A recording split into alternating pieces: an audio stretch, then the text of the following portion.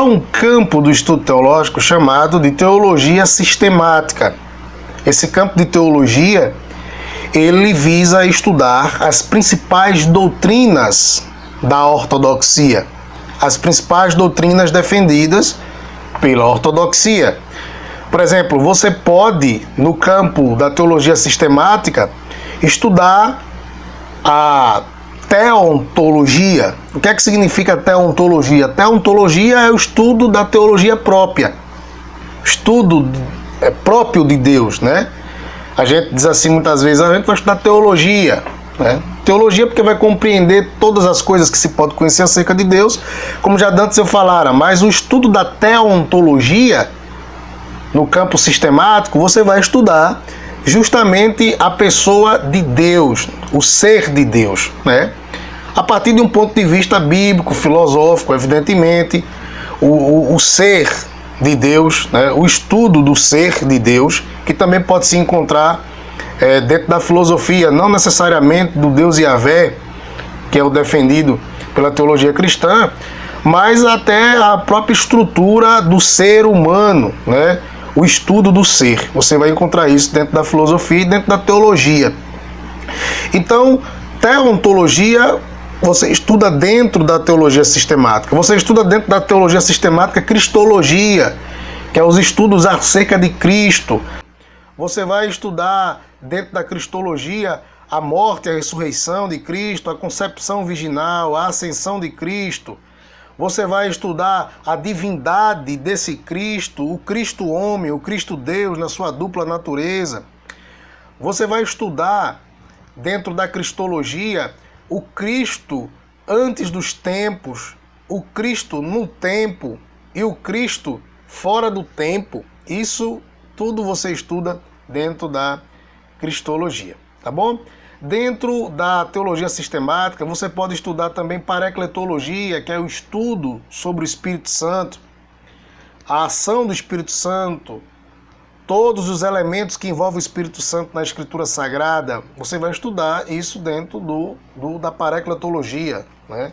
Vai estudar isso também, alguns chamam essa disciplina de paracletologia, outros de pneumatologia, ambos os termos vindo aí do grego, significando espírito, sopro, algo dessa natureza, a expressão pneuma, né?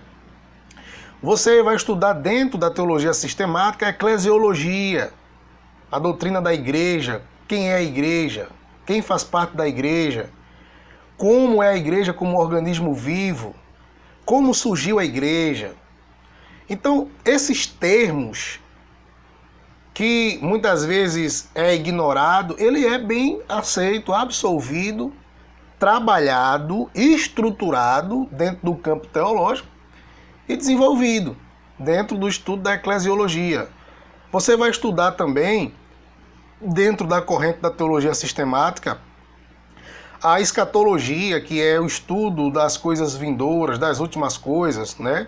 E você vai descobrir, estudando escatologia, que as últimas coisas não são necessariamente apresentadas nas últimas instâncias, mas desde o começo.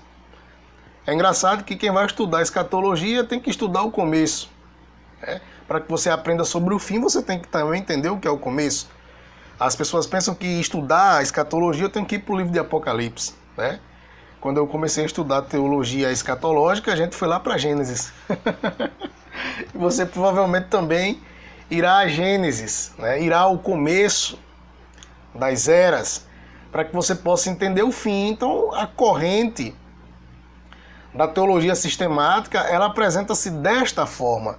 Ela apresenta-se na ideia de que as doutrinas que não estão organizadas na Bíblia, elas passam agora a ser organizadas através de uma obra sistemática, né?